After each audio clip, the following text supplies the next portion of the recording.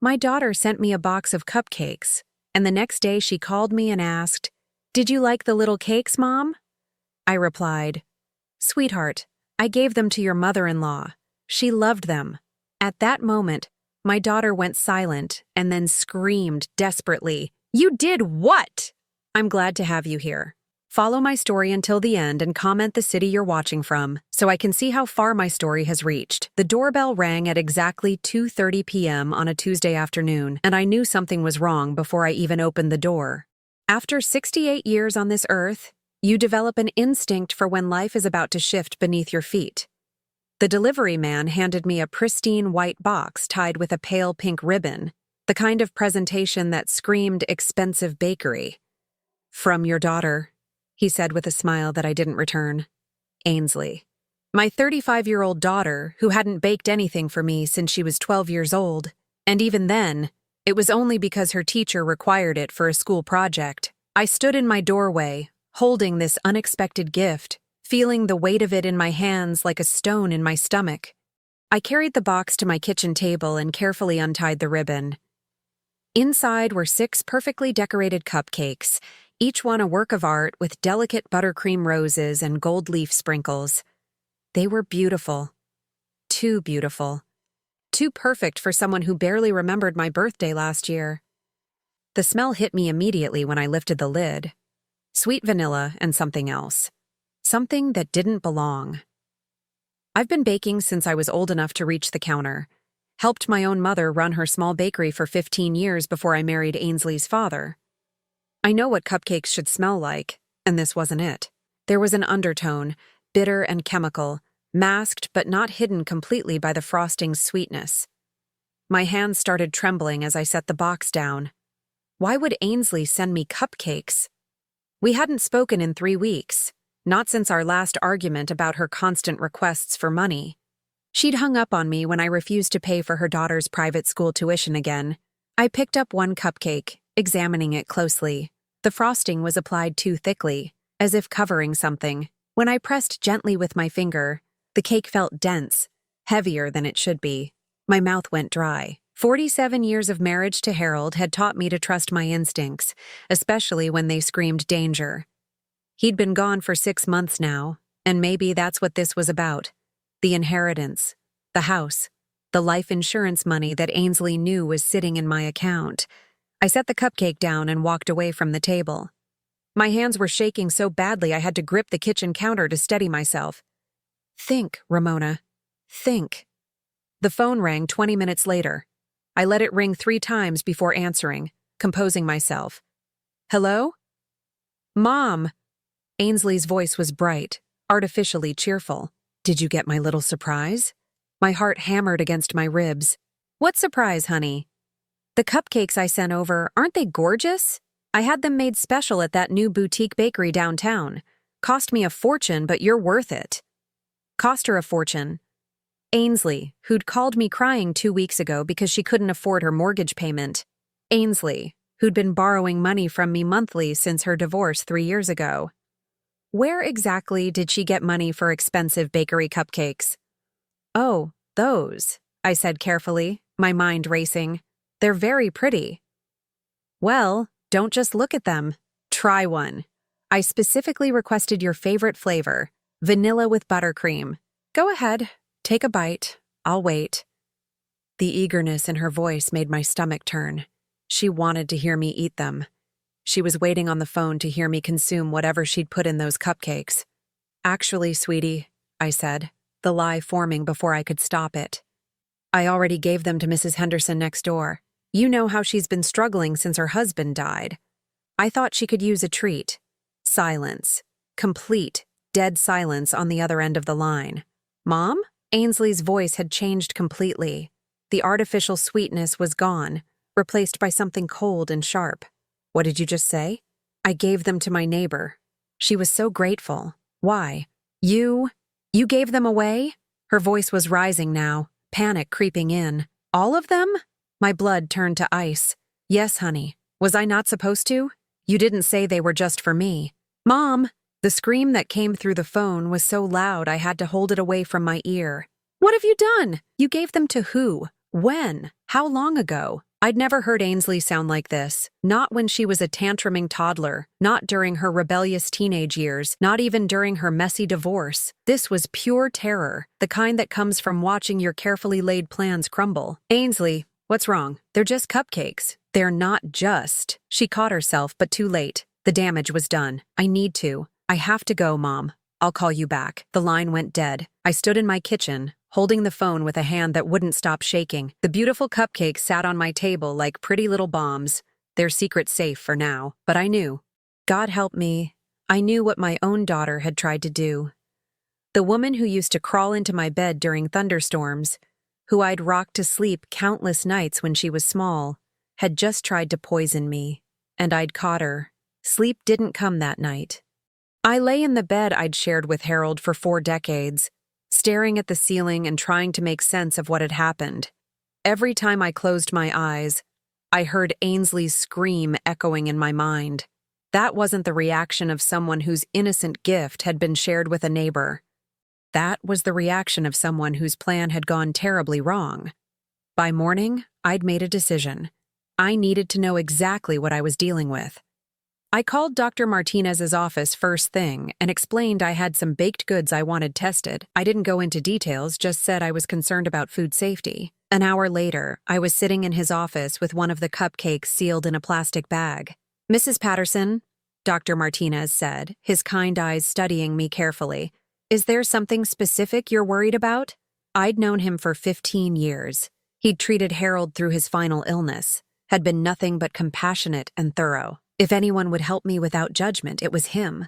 "I think someone might have put something in these that shouldn't be there," I said quietly. "Something to make me sick, or worse." His expression grew serious. "I'll have the lab run a full analysis. It might take a day or two." While I waited for those results, I decided to do some investigating of my own. Ainsley had always been secretive about her finances, but Harold had been the one who usually handled her requests for money. Now that he was gone, I realized I had no idea what her real situation was. I started with the obvious place, her social media. Ainsley loved posting about her life, showing off her perfect house and her perfect children. But as I scrolled through months of posts, I started noticing things that didn't add up. 3 months ago, she'd posted about taking the kids to Disney World, expensive vacation, lots of photos at fancy restaurants and resort hotels. 2 months ago, she'd shown off a new designer handbag that I knew cost more than most people's rent. Last month, professional family photos in coordinated outfits that probably cost hundreds of dollars. Yet she'd been calling me weekly, crying about money troubles. Mortgage payments, credit card bills, her ex-husband missing child support payments. I'd sent her $3,000 just in the past 2 months. I called my old friend Martha, who worked at the bank where Ainsley had her accounts. We'd known each other since high school, and she'd helped me with financial matters before. "Martha, I need a favor," I said. "It's about Ainsley. I'm worried about her." "Oh, honey, I wish I could help, but you know I can't discuss customer accounts." "I'm not asking you to break any rules. Can you tell me if she's been having the kind of financial problems she claims to have?" There was a long pause. "Ramona, are you in some kind of trouble?" "I might be. Please, Martha. I wouldn't ask if it wasn't important." Another pause. "All I can say is, if someone told me they couldn't afford their basic bills, but their account showed regular large purchases at luxury stores and expensive restaurants, I might wonder about their priorities." My heart sank. "Thank you, Martha. Honey, be careful. Money does strange things to people, especially when there's a lot of it involved. A lot of it." Harold's life insurance had been substantial, enough to keep me comfortable for the rest of my life, with plenty left over for Ainsley and the grandchildren. We'd never hidden that from her. In fact, we'd always told her she didn't need to worry about her future, because she'd be well taken care of after we were gone. Maybe that had been our mistake. I spent the afternoon going through Harold's papers, looking for anything that might explain Ainsley's desperation. That's when I found the folder labeled Ainsley, Financial Help. Harold had been keeping meticulous records. The numbers made me sick. Over the past 5 years, we'd given Ainsley more than $60,000. Harold had documented every request, every transfer, every excuse. Car repairs that turned out to be down payments on new cars. medical emergencies that coincided with vacation photos, school expenses for private education that the children weren't even receiving. She'd been lying to us for years, but the most disturbing entry was from just 2 weeks before Harold died. He'd written, "Ainsley asking about inheritance details. Wants to know about timing, legal requirements. Seemed very interested in power of attorney procedures. Told her we'd discuss after funeral arrangements." Harold had died suddenly. Heart attack in his sleep. There'd been no time for that discussion. The phone rang, interrupting my dark thoughts. Dr. Martinez. "Mrs. Patterson, you need to come in right away, and I think you should consider calling the police." My hands started shaking again. "What did you find?" "I can't discuss this over the phone. Can you come in this afternoon?" An hour later, I sat across from Dr. Martinez as he explained what the lab had found. The cupcakes contained a significant amount of diazepam, a sedative that would have rendered me unconscious for hours. Mixed with my blood pressure medication, it could have been fatal. "This wasn't an accident," he said gently. "This was a deliberate attempt to drug you. The amount was precisely calculated for someone your size and age." I walked out of his office in a daze. My own daughter hadn't just tried to drug me. She'd tried to do it in a way that could have killed me, and I was starting to understand why.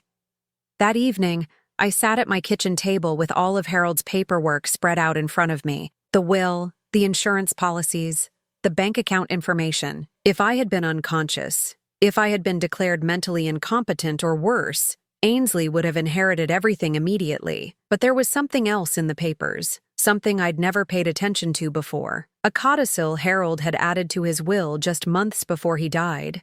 He'd been having doubts about Ainsley's financial responsibility. The new provision required that her inheritance be held in a trust, dispensed gradually over time, unless I specifically chose to override that condition. Ainsley didn't know about the trust. She thought one signature from me would give her immediate access to everything. The phone rang. I looked at the caller ID and saw Ainsley's name. For a moment, I considered not answering, but I needed to know how far she was willing to go. "Hello, honey." "Mom, I've been thinking about yesterday, about the cupcakes." Her voice was careful now, controlled. "I think maybe we should talk. Can I come over tomorrow?" "Of course. What time?" "How about 10 in the morning? I'll bring coffee." After I hung up, I sat staring at the phone. She was coming back, with more food, more chances to drug me. But this time, I'd be ready. I didn't sleep again that night. Instead, I spent the dark hours preparing for Ainsley's visit, my mind working through possibilities I'd never imagined I'd have to consider. By dawn, I'd made several phone calls and arrangements that I prayed I'd never need to use. The first call was to my lawyer, Robert Chen, who'd handled Harold's estate. I asked him to come to the house at 11, an hour after Ainsley's planned arrival. "Is everything all right, Mrs. Patterson?" he asked, concern evident in his voice. "I need to discuss some changes to my will. And Robert, if something seems wrong when you arrive, don't hesitate to call for help." The second call was to my neighbor, Mrs. Henderson, the woman I'd supposedly given the cupcakes to. I explained the situation as carefully as I could without sounding completely insane. "You mean your own daughter?" She couldn't finish the sentence. "I need you to do me a favor. At exactly 10:15, I want you to call my house phone. If I don't answer, or if I sound strange, call 911 immediately." Mrs. Henderson agreed, though I could hear the shock in her voice. At 9:30, I positioned myself by the front window and waited.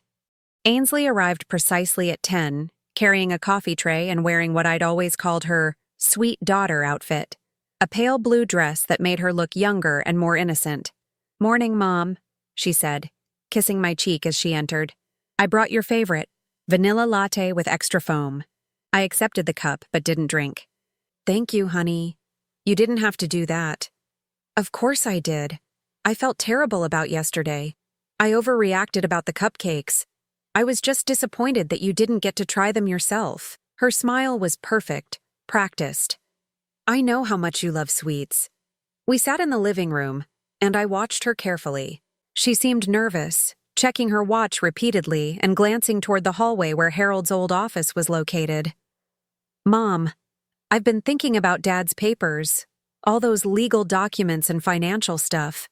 It must be overwhelming trying to handle everything alone. I'm managing fine. But wouldn't it be easier if someone helped you?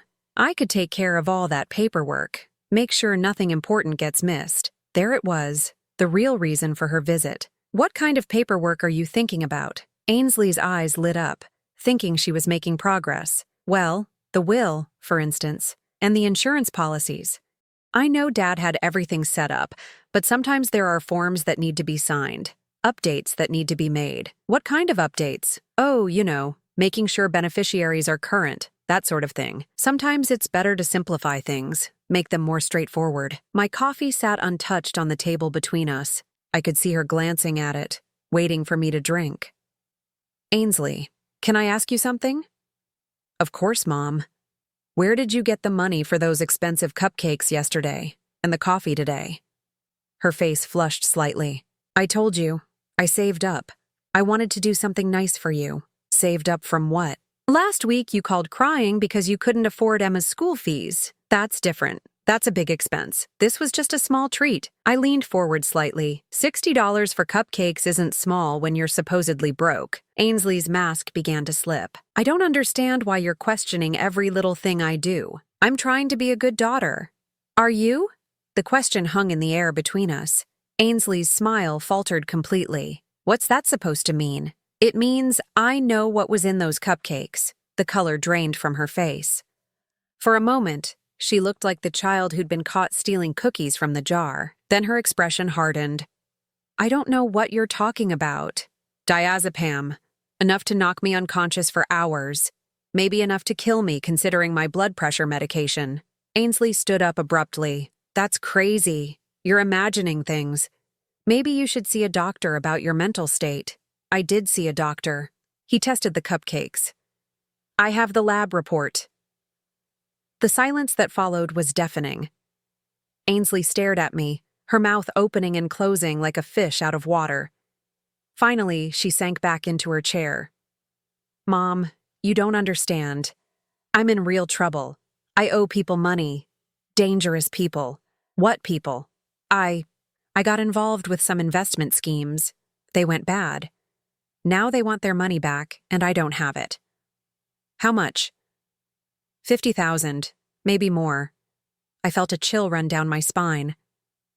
So you decided to drug me? What was the plan, Ainsley? Drug me, and then what? She wouldn't meet my eyes.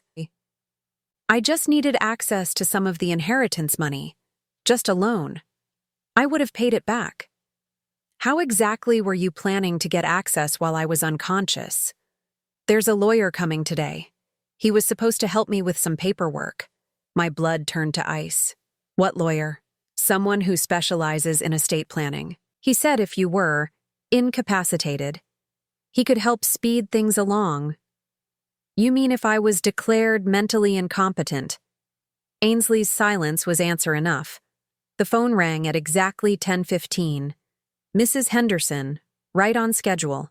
I answered it while keeping my eyes on Ainsley. Oh, hello, Mrs. Henderson. Yes, I'm fine.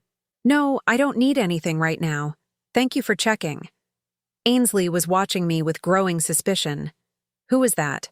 My neighbor, the one I supposedly gave your poisoned cupcakes to. Understanding dawned in Ainsley's eyes. You never gave them to her. No, I lied. Just like you've been lying to me for years.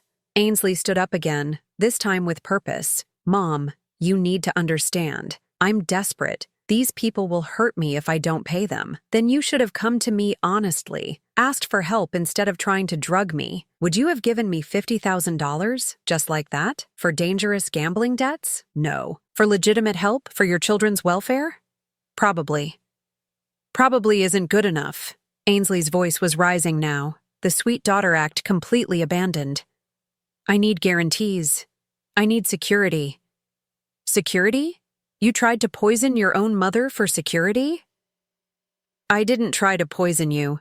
I just wanted you to sleep for a few hours. And then what? Have me declared incompetent? Take control of everything? Ainsley's eyes were wild now. You're going to die anyway, Mom. You're 68 years old. Why should I have to wait and hope that you leave me enough to solve my problems? The words hit me like physical blows. This wasn't desperation talking. This was calculation. Cold, heartless calculation. "Get out," I said quietly. "Mom, wait, we can work this out. Get out of my house. Now. You don't understand what you're doing. If I don't pay these people back, that's your problem. You made these choices. Deal with the consequences."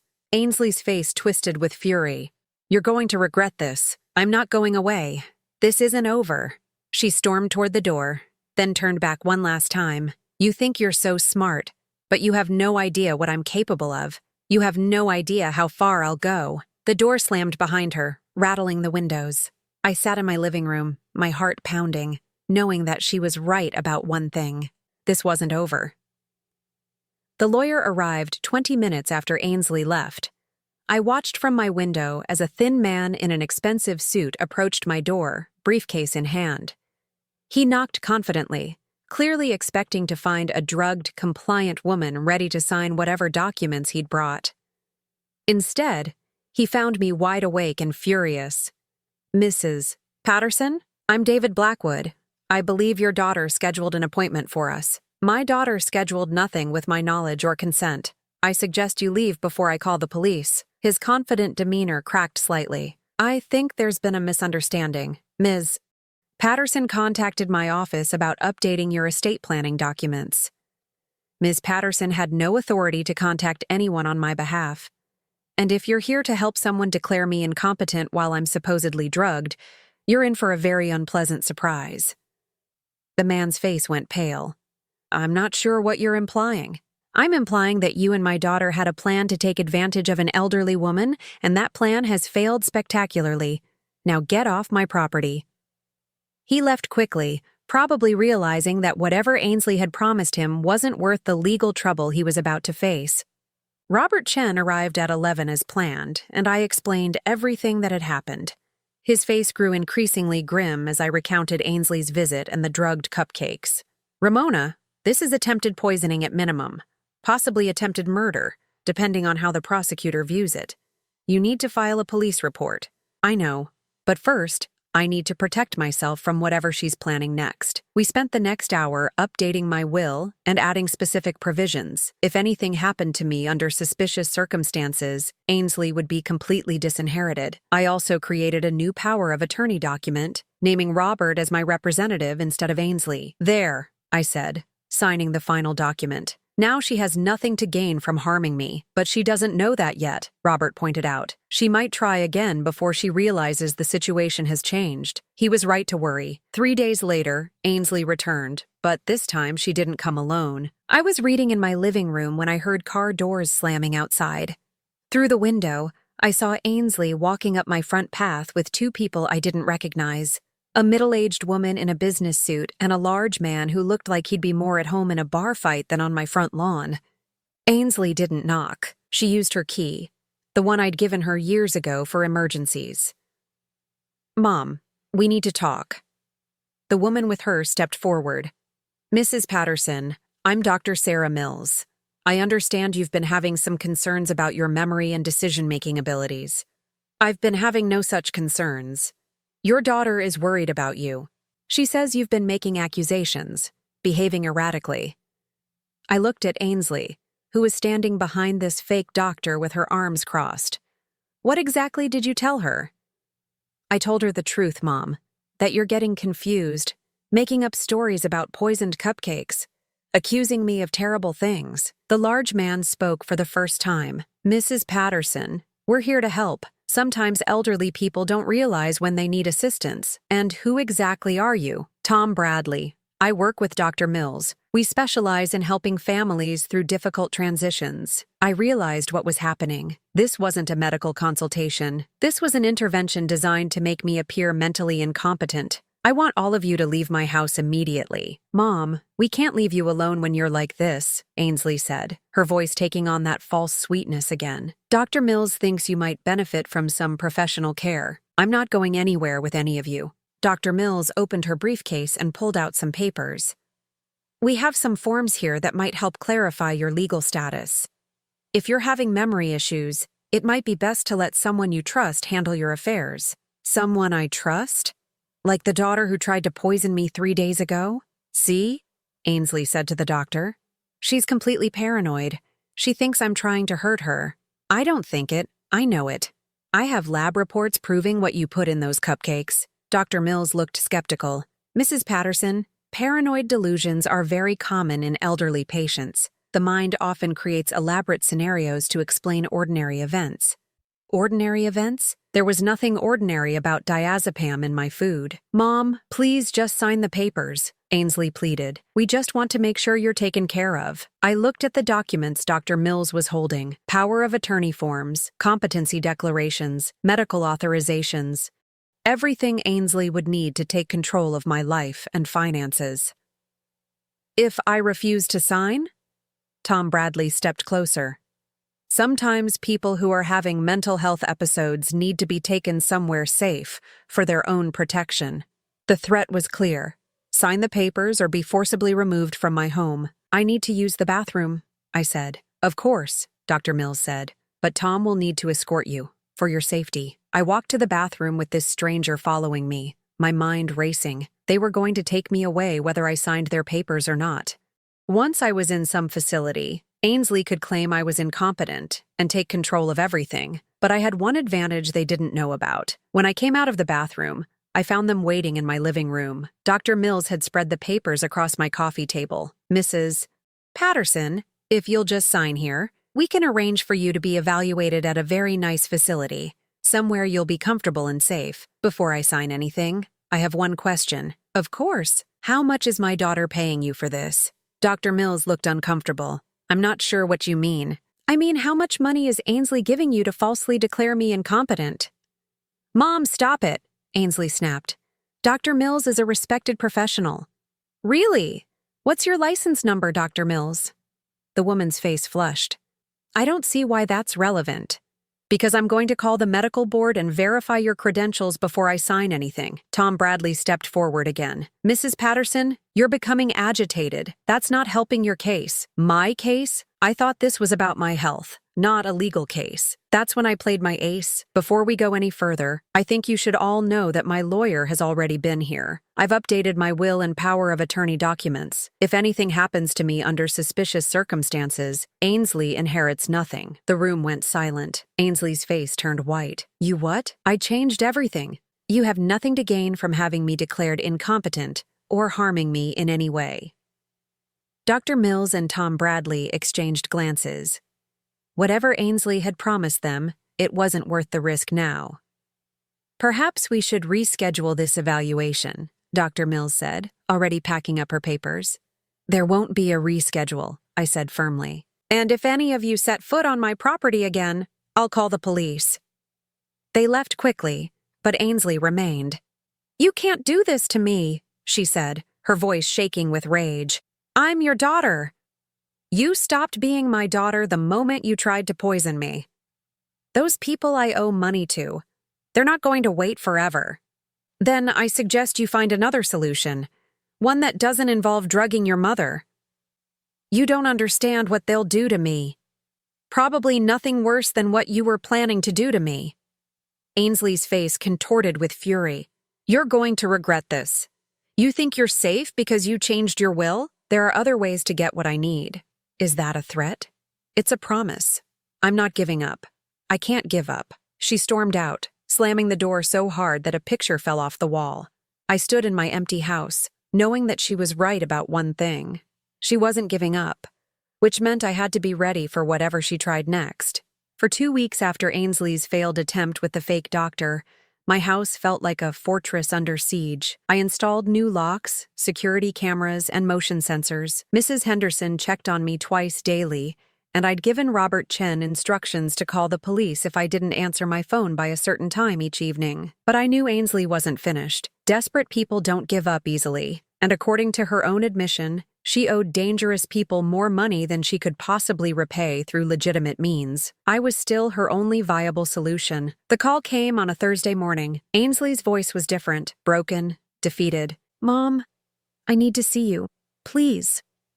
I know you hate me, but I'm begging you. Ainsley, please, just give me 5 minutes. I'll come to you.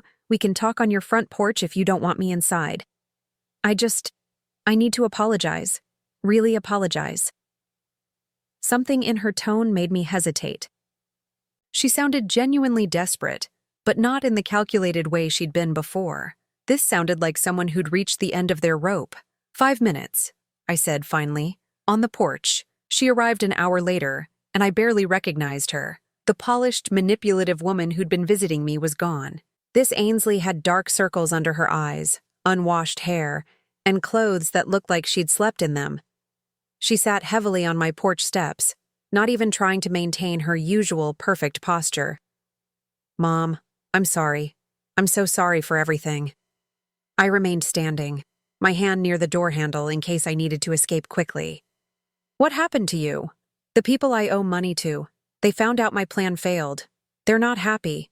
She rolled up her sleeve, revealing a dark bruise on her forearm.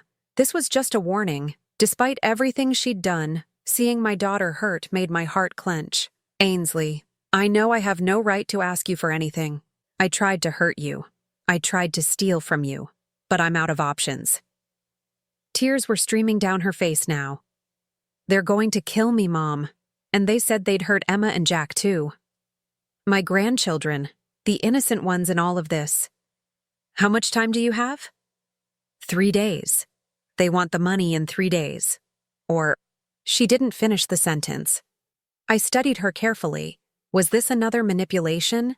Another act designed to make me feel sorry for her? But the bruises looked real, and the fear in her eyes seemed genuine. There might be a way, I said slowly. Her head snapped up. What? I said might.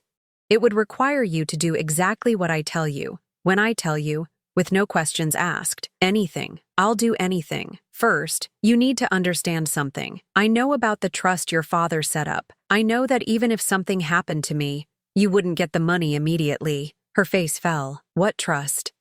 Harold was worried about your financial responsibility.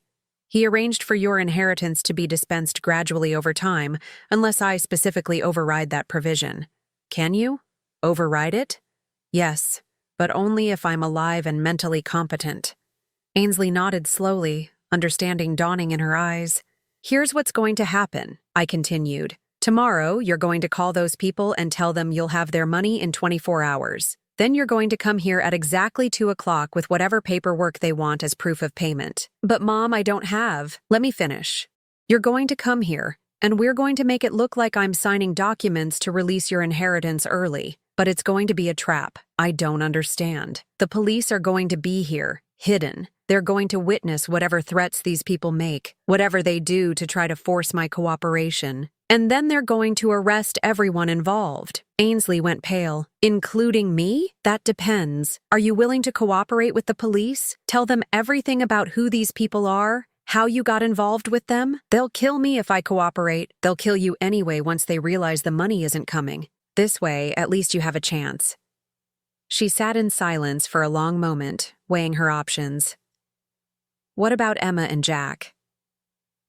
I've already arranged for them to be picked up from school tomorrow and taken somewhere safe. Your ex-husband doesn't know what's happening, but he's agreed to keep them for an extended visit. You did that already? I've been planning this for days, Ainsley. I knew you'd be back, and I knew you'd be more desperate than before. She looked at me with something that might have been admiration. You really thought this through. I had to. You're my daughter, despite everything you've done. I wasn't going to let you die without trying to save you. Even after I tried to poison you? Even then. The next afternoon, I waited in my living room with Detective Rivera and Detective Chang hidden in my kitchen and bedroom respectively. They'd wired me with a recording device and positioned backup officers around the neighborhood. Ainsley arrived first, looking more nervous than I'd ever seen her. She kept checking her watch and jumping at every sound. They'll be here soon, she said. Are you sure about this? It's too late to change the plan now. At exactly 2:30, a black SUV pulled up outside. 3 men got out, 2 large ones who looked like enforcers, and 1 smaller man in an expensive suit who was clearly in charge. They didn't knock. Ainsley had apparently given them permission to just walk in. Mrs. Patterson, the man in the suit said, his voice smooth but with an underlying threat. I'm Vincent Caruso. I believe you know why we're here. You're here because my daughter owes you money. $60,000 to be precise, plus interest. We're here to collect. And if I don't pay? His smile was cold.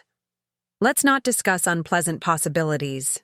I'm sure a smart woman like you understands the situation. One of the large men stepped closer to me. Mr. Caruso doesn't like to be kept waiting.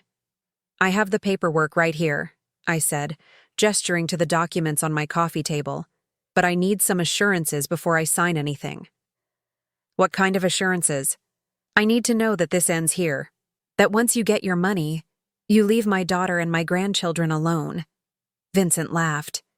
Your daughter got herself into this mess by being greedy. She borrowed money for investments that didn't pan out.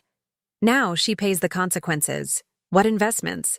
Online gambling, mostly. Some cryptocurrency nonsense. She thought she could get rich quick and pay us back with interest. He shrugged. She was wrong. And if I don't sign these papers? The larger man spoke this time. Old ladies can have accidents.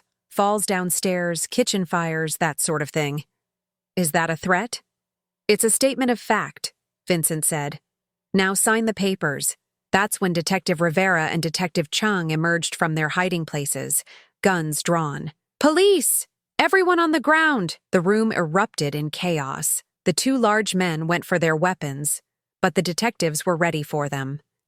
Vincent tried to run but didn't make it to the door before backup officers came through. In less than 5 minutes, all 3 men were in handcuffs. Vincent was screaming about entrapment and illegal surveillance, but Detective Rivera just smiled. You threatened an elderly woman in her own home, sir. That's extortion and intimidation of a witness. Plus whatever weapons charges we find when we search you. As they led the men away, Ainsley sat on my couch, shaking. Is it over? For them, yes. For you, that depends on what you tell the prosecutors. What do you mean? Detective Rivera sat down across from her. Miss Patterson, you're going to need to testify against these men. And we're going to need to know everything about how you got involved with them, including what you tried to do to your mother. Ainsley looked at me, fear clear in her eyes. Tell them the truth, I said. All of it. It's the only way to make sure this ends. She nodded slowly. Okay, I'll tell you everything. As the police finished taking statements and processing evidence, I realized that for the first time in weeks, I felt safe in my own home. The immediate threat was over, but I still had one more decision to make about Ainsley. 6 months later, I sat in my garden on a perfect spring morning, reading the newspaper and sipping coffee that I'd made myself. Coffee I knew was safe because I was the only one who'd touched it. The simple pleasure of that trust, of knowing my food and drink weren't weapons, was something I'd never take for granted again. The trial had ended 3 weeks ago.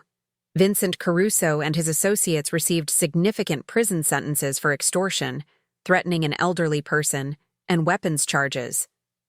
The recordings from that afternoon in my living room had been damning evidence, along with testimony from other victims who finally felt safe enough to come forward. Ainsley had testified against them, just as she'd promised. In exchange for her cooperation, the prosecutor had offered her a plea deal: 3 years probation, community service, and mandatory counseling for gambling addiction. She'd also been required to pay restitution for the cost of having the cupcakes tested and for my security system installation. But perhaps most importantly, she'd lost any legal claim to Harold's estate. The attempted poisoning and the fraudulent documents she'd tried to use had voided her inheritance completely. I heard a car door slam and looked up to see my ex-son-in-law Derek walking up the garden path with Emma and Jack. This had become our routine. Monthly visits where the children could see their grandmother without their mother's toxic influence. Grandma! 8-year-old Emma ran toward me, her arms outstretched. Jack, who was 10 and trying to be more grown up, walked at a more dignified pace but smiled when he saw me. Did you bring the puzzle? Emma asked, referring to the 1,000-piece jigsaw we'd been working on together. Of course. It's on the dining room table, just waiting for you. Derek lingered while the children ran inside. How are you doing, Ramona? Really? I'm well. Better than I've been in years, actually. Any word from Ainsley? I shook my head. Nothing since the sentencing. Derek, I need you to know that if something happens to me, everything I have is going to Emma and Jack through a trust fund. You'll be the trustee until they're adults. Ramona, you don't need to. Yes, I do. Those children deserve security, And they deserve to know that their grandmother loved them enough to make sure they'd be taken care of, but they also deserve to be protected from the influence of someone who would poison her own mother for money. Derek nodded solemnly. I've never told them exactly what happened. I just said their mother made some bad choices and needed time to get better. That's probably best for now. Maybe when they're older, they'll be able to understand. After Derek and the children left that evening, I walked through my house, appreciating the peace and safety I'd reclaimed. The security system was still in place. I wasn't naive enough to think all dangers had passed, but I no longer felt like a prisoner in my own home. I'd made other changes too. I'd joined a book club at the library, started volunteering at the local animal shelter, and even begun taking watercolor painting classes. For 68 years, I'd defined myself primarily as a wife and mother. Now, for the first time, I was discovering who Ramona Patterson was when she wasn't taking care of everyone else. The doorbell rang, interrupting my thoughts. I checked the security monitor and saw a young woman I didn't recognize standing on my porch, holding what looked like a legal envelope. "Mrs. Patterson?" she said when I opened the door. "I'm Jennifer Walsh from the district attorney's office. I have some information about your daughter." My heart clenched. What about her? For she violated her probation. She was caught gambling again, and she missed her mandatory counseling sessions. There's a warrant out for her arrest. I wasn't surprised, but I was still saddened. "Do you know where she is?" "No, ma'am. But we wanted to inform you in case she tries to contact you. Given your history, we recommend you don't engage with her if she does." After Jennifer left, I sat in my living room thinking about the daughter I'd raised and the woman she'd become. Somewhere along the way, Ainsley had decided that the world owed her something, that she was entitled to wealth and comfort without having to work for them. I'd failed to see the signs early enough, failed to teach her that love and money weren't the same thing. But I'd also learned something about myself. I was stronger than I'd ever imagined. When faced with betrayal by the person I'd loved most in the world, I hadn't crumbled. I'd fought back, not with anger or revenge, but with intelligence and careful planning. 2 weeks later, Ainsley called. I almost didn't answer, but something made me pick up the phone. "Mom?" Her voice was small, frightened. "Ainsley. I know you probably don't want to talk to me, but I didn't know who else to call." "Where are you?" "I can't tell you that. But I wanted you to know that I understand now. What I did to you, how wrong it was. I don't expect forgiveness, but I needed you to know that I'm sorry. Really, truly sorry." I listened to the pain in her voice and felt an echo of the love I'd once had for her. But I also remembered the taste of fear when I realized what she'd tried to do to me. "Ainsley, you need to turn yourself in. Running won't solve anything. I can't go to prison, Mom. I won't survive it. You won't survive running either. Eventually they'll catch you and it will be worse. Maybe. But at least this way, I have some control over what happens." "What about Emma and Jack?" There was a long pause. "They're better off without me. We both know that." The line went quiet, and I realized she was crying. "I love you, Mom. I know I have a terrible way of showing it, but I do love you. I hope someday you can remember the good parts of who I used to be. Ainsley." But the line was already dead. I never heard from her again. 6 months later, Derek told me that she'd been arrested in Nevada and was serving a 2-year sentence for probation violation and new fraud charges. I felt sad for the little girl who used to crawl into my bed during thunderstorms, but I felt no guilt about the choices that had led her there. On my 70th birthday, Emma and Jack threw me a small party in my garden. Mrs. Henderson came, along with my book club friends and some of the volunteers from the animal shelter. We ate cake I'd made myself, and I blew out 70 candles while thinking about the future instead of the past. That night, after everyone had gone home, I sat on my back porch watching the stars. I thought about Harold, about the life we'd built together and the daughter we'd raised. I thought about trust and betrayal, about love and loss, about the difference between being alone and being lonely. I was alone now, but I wasn't lonely. I had friends who cared about me for who I was, not what I could give them. I had grandchildren who loved me unconditionally. I had a life that was entirely my own, free from manipulation and fear. The house was quiet around me, but it was a peaceful quiet, the silence of safety, of freedom, of a woman who had faced the worst betrayal imaginable and emerged stronger on the other side. Somewhere out there, Ainsley was living with the consequences of her choices. I hoped she would find a way to heal, to become the person she was capable of being. But whether she did or not, her story was no longer my responsibility to write. I was finally, completely, beautifully free. Now I'm curious about you who listened to my story. What would you do if you were in my place? Have you ever been through something similar? Comment below. And meanwhile, I'm leaving on the final screen 2 other stories that are channel favorites, and they will definitely surprise you. Thank you for watching until here.